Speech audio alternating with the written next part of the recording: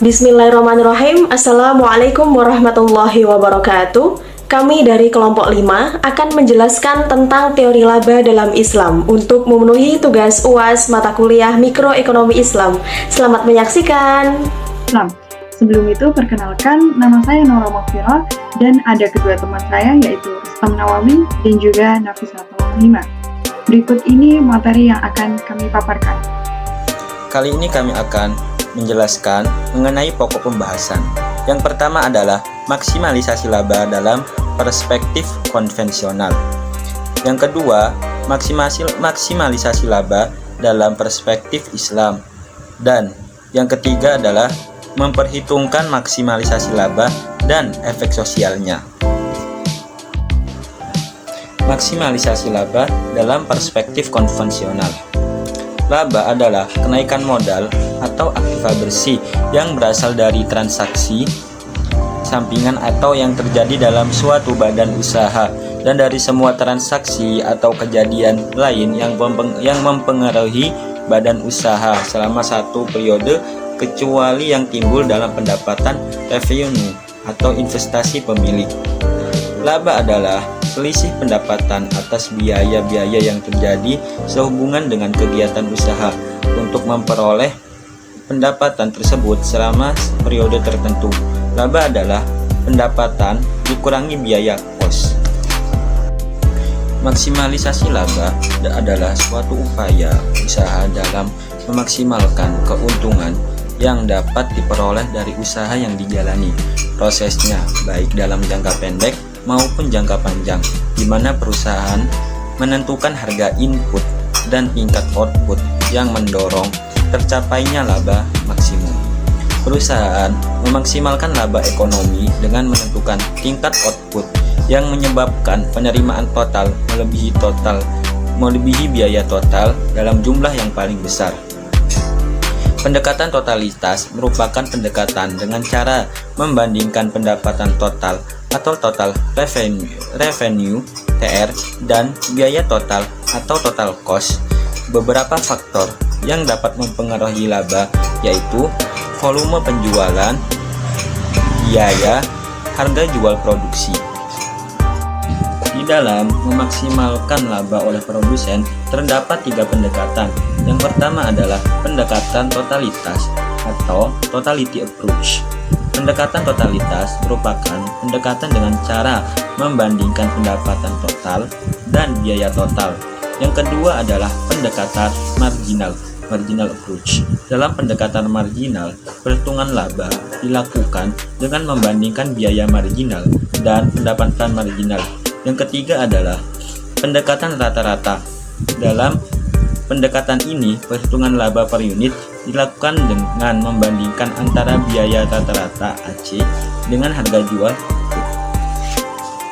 Di sini saya akan menjelaskan tentang maksimalisasi laba dalam perspektif Islam. Laba adalah sebuah keuntungan yang sangat penting dalam perdagangan.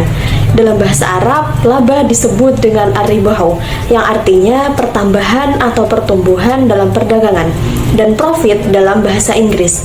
Di dalam Al-Quran telah dijelaskan, tidak hanya dari sisi material dalam penambahan suatu keuntungan, akan tetapi lebih terkait dengan kemenangan atau falah di dunia dan di akhirat. Di antaranya, yang pertama adalah keuntungan merupakan suatu harta yang dibelanjakan di jalan Allah. Yang kedua, keuntungan merupakan suatu nikmat yang harus disyukuri. Yang ketiga, keuntungan merupakan beriman, beramal soleh, dan berdakwah. Keempat, keuntungan merupakan bentuk kesabaran. Yang kelima, keuntungan merupakan suatu karunia dari Allah. Yang keenam, keuntungan merupakan suatu kebajikan. Yang ketujuh, keuntungan merupakan berittiba kepada Rasulullah. Yang kedelapan, keuntungan merupakan balasan surga. 9. Keuntungan merupakan balasan yang baik. Dan yang terakhir adalah keuntungan merupakan kesucian menjaga diri. Dalam maksimalisasi laba menunjukkan upaya untuk menambah, menciptakan, dan mengembangkan sebanyak mungkin untuk menghasilkan laba. Menurut konsep Islam, penentuan posisi laba, perilaku rasional dalam memaksimalkan keuntungan dipengaruhi oleh 3 faktor. Antara lain, yang pertama, ada bisnis merupakan fardu kifayah.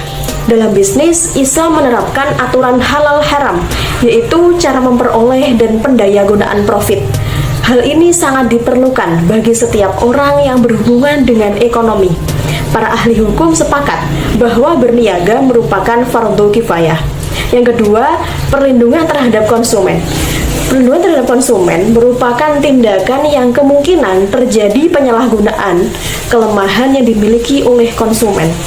Penyalahgunaan dapat terjadi sebelum transaksi berlangsung, pada saat transaksi sedang berlaku berupa tipu muslihat, dan dapat pula terjadi setelah transaksi berlangsung. Dalam Islam, melarang transaksi yang mengandung unsur penipuan atau pemalsuan yang dimana unsur tersebut merugikan konsumen. Perlindungan terhadap konsumen dibagi menjadi 7, yaitu yang pertama, perlindungan terhadap pemalsuan dan informasi yang tidak benar. Yang kedua, perlindungan terhadap hak pilih dan nilai tukar tidak wajar. Yang ketiga, perlindungan terhadap keamanan produk dan lingkungan yang sehat. Keempat, hak mendapatkan ganti rugi. Yang kelima, perlindungan atas pemakaian alat ukur yang tidak tepat. Yang keenam, hak mendapatkan advokasi dan penyelesaian sengketa. Dan yang ketujuh, perlindungan atas penyalahgunaan keadaan.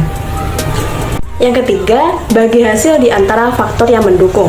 Diperkirakan sistem bagi hasil akan menjadi model dominan di masa mendatang, karena sistem bagi hasil berpotensi meningkatkan efisiensi, keadilan, dan stabilitas produksi. Jenis laba dalam Islam, menurut ulama Malikiyah terbagi menjadi 3 macam. Yang pertama, yaitu aribahut tijar, atau laba usaha, yang merupakan keuntungan pada harta yang telah ditentukan untuk perdagangan dari hasil proses barter dan bisnis. Dalam hal ini termasuk laba hakiki, karena terjadinya berniaga. Yang kedua, al-gholah, yaitu pertambahan pada barang sebelum diperjualbelikan, seperti wol atau susu dari hewan yang akan dijual. Pertambahan ini bukan karena proses bisnis atau usaha manusia. Yang ketiga, al-faidah, yaitu pertambahan pada barang yang signifikan dengan adanya perbedaan antara harga waktu beli dan harga jual, yang baru dan berkembang dari produsen, misalnya olahan susu sapi atau kambing.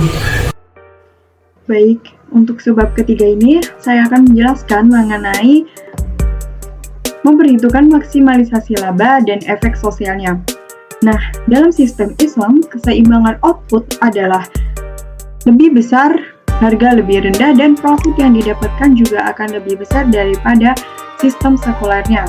Untuk itu, kami menemukan rumusnya sebagai berikut, yaitu X1 min X sama dengan setengah dikali dalam kurung Y dibagi B plus C. Lalu ada P1 min P sama dengan A dikurangi setengah ditambah B dikali Y dibagi B plus C. Dan yang terakhir, P1 dikurangi P sama dengan Y dibagi 4 dikali Y plus 2A dibagi B plus C. Lalu, ada maksimalisasi laba dalam pandangan konvensional. Berikut ini perbedaan antara sistem sekuler dan Islam yang dapat digambarkan sebagai berikut. Perusahaan Islam dengan menggunakan sistem bagi hasil, dan dalam sistem bagi hasil terdapat pembagian hasil dan resiko. Hubungan semua profit dan resiko dalam perusahaan Islam dapat digambarkan sebagai berikut. Di sini, N sama dengan R dikali C. Lalu, N1 sama dengan R1 dikali C1. Dan ada rumus lain yaitu P sama dengan R kali X dibagi O dikali X. Dan P1 sama dengan R1 dikali X1 sama dengan OX1. Nah, pada gambar-gambar di atas menunjukkan bahwa dalam perusahaan sekuler, bunga bersih yang dibayar atas pinjaman ditunjukkan dengan kurva AA1 dengan tangan dari kurva indiferen I1 pada titik T1. Kurva AA1 merupakan kurva cembung terhadap sumbu laba.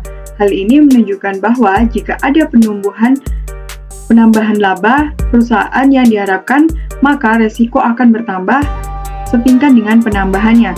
Sedangkan dalam perusahaan Islam yang menghilangkan bunga dan menggantinya dengan bagi hasil, kurva akan cenderung bergeser ke arah kanan, yaitu ke posisi BB1, dan BB1 adalah tangan dari kurva indifferent I1 pada titik T2. Dalam perusahaan Islam bisa meningkatkan perusahaan memiliki lebih banyak laba untuk resiko yang sama, atau laba yang sama untuk resiko yang lebih rendah. Selanjutnya ada maksimalisasi laba dalam pandangan Islam. Yang pertama, yaitu larangan melakukan riba. Yang kedua, etika bisnis, yaitu meliputi jujur, amanah, transparan, dan menghindari penipuan. Yang ketiga, ada larangan masyir dan maisir, serta yang keempat, transaksi yang adil, dan yang terakhir yaitu investasi dalam sektor halal. Efek sosial maksimalisasi laba. Yang pertama, adanya lapangan kerja baru bagi masyarakat. Yang kedua, investasi dan perkembangan infrastruktur menjadi lebih baik. Serta yang terakhir, bertambahnya pajak dan pendapatan negara. Demikian tadi video pembelajaran yang dapat kami sampaikan. Kurang lebihnya mohon maaf. Terima kasih. Wassalamualaikum warahmatullahi wabarakatuh.